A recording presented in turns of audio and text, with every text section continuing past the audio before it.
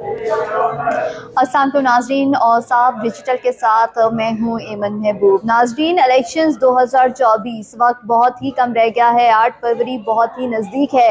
तमाम सियासी जमातें अपनी इलेक्शन मुहिम में मसरूफ़ हैं। पीपल्स पार्टी को देखा जाए तो सबसे ज़्यादा एक्टिव हमें पीपल्स पार्टी नज़र आ रही है। बिलावल भुट्टो साहब जगह जगह पर जाकर जलसे कर रहे हैं और मूड में भी पीपल्स पार्टी लग रही है इलेक्शंस के। वो एक अलग बात है कि कुछ जमातों को लेवल प्लेइंग फील्ड फराहम ही नहीं की गई है, तो वो किस तरह से अपनी इलेक्शन मुहिम स्टार्ट कर सकते हैं और किस तरह से वो इलेक्शंस की तरफ एक पूरे प्रोसेस के साथ जा सकते हैं। लेकिन जहाँ पर बात की जाए नून लीग की, तो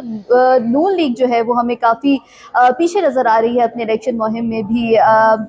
जो स्टार्ट की गई मरियम नवाज की जानिब से उनका जो पहला जलसा था ओकाड़ा में, उस जलसे के बाद उस जलसे में भी हमने देखा कि कोई इतना ख़ास मंशूर नहीं दिया गया था आवाम को। उसमें भी सेम एज इट इज़ जो पुरानी बातें थी, इमरान खान को तनकीद का निशाना बनाया और पूरी उनकी तकरीर में सिर्फ एक ही टॉपिक था और वो था इमरान खान। उसके अलावा उनकी तकरीर में कोई ऐसा मंशूर नहीं था जिससे आवाम को पता चल सके कि इलेक्शंस करीब हैं और नून लीग क्या चाहती है, इक़्तिदार में आकर क्या करना चाहती है। आज ही रिसेंटली शाम के टाइम जो है 6 बजे के करीब शहबाज शरीफ ने मीडिया से गुफ्तगू की। उस गुफ्तगू में उन्होंने कुछ अपनी कारकर्दगियाँ गिनवाई और वो कुछ इस तरह की कारकर्दगी की बेस के ऊपर दोबारा से इक़्तिदार में आने का दावा कर रहे थे कि 11 महीने की जो हुकूमत थी जिसके अंदर नवाज शरीफ साहब वज़ीर आज़म थे, उनका कहना है कि उन्होंने पाकिस्तान को दिवालिया होने से बचाया, दिवालिया होने के दहाने से पाकिस्तान को वो तरक्की की तरफ लेकर गए। लेकिन नाजरीन, अगर देखा जाए तो 11 महीने की जो पीडीएम हुकूमत की परफॉर्मेंस थी, उस परफॉर्मेंस की बेस पर शायद आवाम दोबारा से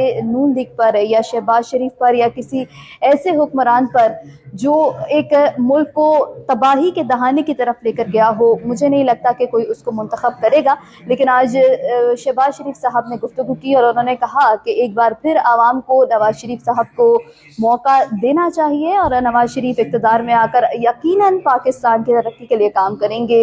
लेकिन सवाल ये भी उठता है कि एक चोर, एक मुजरिम जो कि लंदन में था, जिसको सहूलतकारी के साथ पाकिस्तान वापस लाया गया और पाकिस्तान आने के बाद उसके लिए इतने रास्ते हमवार किए गए, इतने रास्ते उसके लिए खोले गए कि वो इलेक्शंस की तरफ इतनी आसानी से पहुंच गया। और ये सहूलतकारी और नून लीग लाडले का ये टैग लेके अपने साथ जो है वो इलेक्शंस की तरफ गामजन है। लेकिन अगर बात की जाए पीटीआई की, तो पीटीआई अब आज़ाद उम्मीदवार की हैसियत से हर उम्मीदवार जो है वो इलेक्शन लड़ेगा और जिस तरह के निशानात अलॉट किए गए हैं, यकीनन आवाम को काफ़ी मुश्किलात का सामना भी करना पड़ रहा है अपने हलकों में से पीटीआई के उम्मीदवारों को नामजद करने में।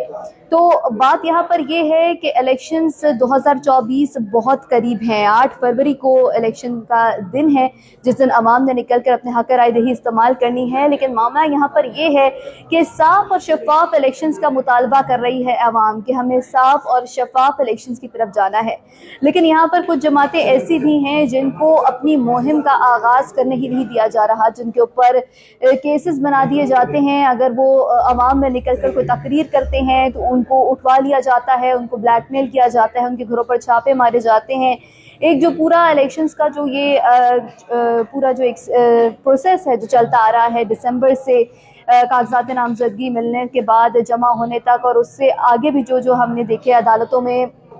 जितने भी केसेस चले, उस पूरे सिनेरियो को अगर देखा जाए तो इलेक्शन 2024 ने एक बहुत ही ज़्यादा स्पाइस क्रिएट की और ये बहुत ही ज़्यादा सुर्खियों का एक जो है इलेक्शन रहा है। और 8 फरवरी को इलेक्शंस होंगे या नहीं होंगे, ये भी एक बहुत बड़ा सवाल है। लेकिन जिस तरह से चीफ जस्टिस साहब ने कहा है कि 8 फरवरी को इलेक्शंस पत्थर पर लकीर हैं, तो इलेक्शंस होते हुए तो नज़र आ रहे हैं, इलेक्शंस की तैयारियां भी उरूज पर हैं। लेकिन कुछ जमातों को लेवल प्लेइंग फील्ड, क्या फील्ड ही नहीं फराहम की गई है, फील्ड ही छीन ली गई है, जिसकी वजह से इलेक्शंस का वो गहमा गहमी वाला माहौल नज़र नहीं आ रहा। नून लीग भी उतनी ज़्यादा एक्टिव नहीं है।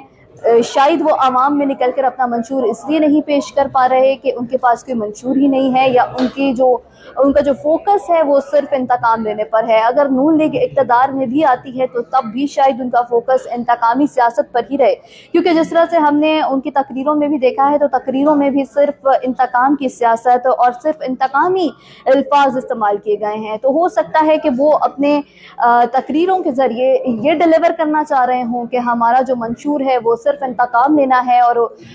अब हमारे जो जितने माजी के सारे बदले थे वो हमने पूरे करने हैं। एक रुख इस तरफ भी जाता है क्योंकि उनकी तकरीरों से या वो इतने ज़्यादा इलेक्शन मुहिम में एक्टिव नहीं है कि आवाम जान सकें कि उनका मंशूर क्या है या वो करना क्या चाहते हैं। सिर्फ कुछ ऐसी जुमले हैं जो उनकी तरफ से रिपीट किए जाते हैं, जैसे आज 6 बजे शहबाज शरीफ ने न्यूज़ कॉन्फ्रेंस की, उन्होंने मीडिया से गुफ्तगू की। मीडिया से गुफ्तगू करते हुए मीडिया रहनुमाओं के भी कुछ सवालात थे जिसके ऊपर उन्होंने बार बार सिर्फ यही कहा कि चौथी बार नवाज शरीफ साहब को अगर आप इक़्तिदार में लाएंगे तो पाकिस्तान तरक्की करेगा। लेकिन वो ये नहीं बता रहे कि किन वजूहात पर या किन बिना पर या ऐसा कौन सा उनके पास प्लान है जिस पर पाकिस्तान तरक्की कर सकता है। बात की जाए पीपल्स पार्टी की तो पीपल्स पार्टी वाहिद जमात है जो कि हमें बहुत ज़्यादा एक्टिव नज़र आ रही है अपने इलेक्शन कैंपेन्स में। बिलावल भुट्टो साहब जो हैं वो बहुत ही जोश खरोश के साथ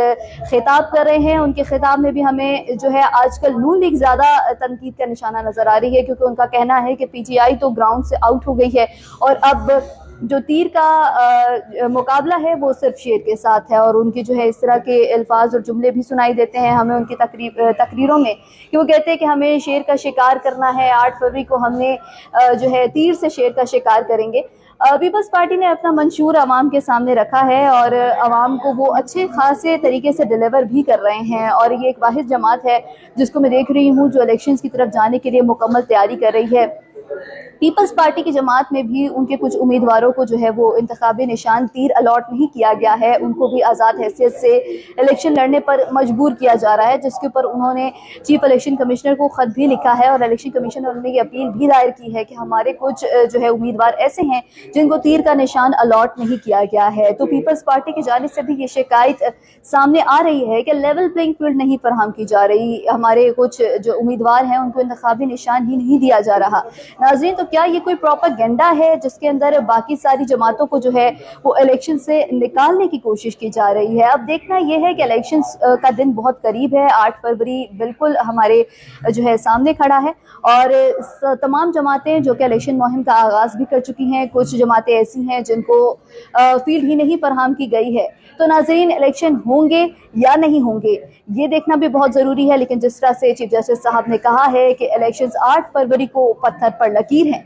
तो आपसे ये गुजारिश है कि 8 फरवरी को अपने घर से बाहर निकलें और अपना हक राय दही इस्तेमाल करें और देखना ये होगा कि साफ और शफाफ इलेक्शन कराने में क्या इलेक्शन कमीशन कामयाब होता है या नहीं।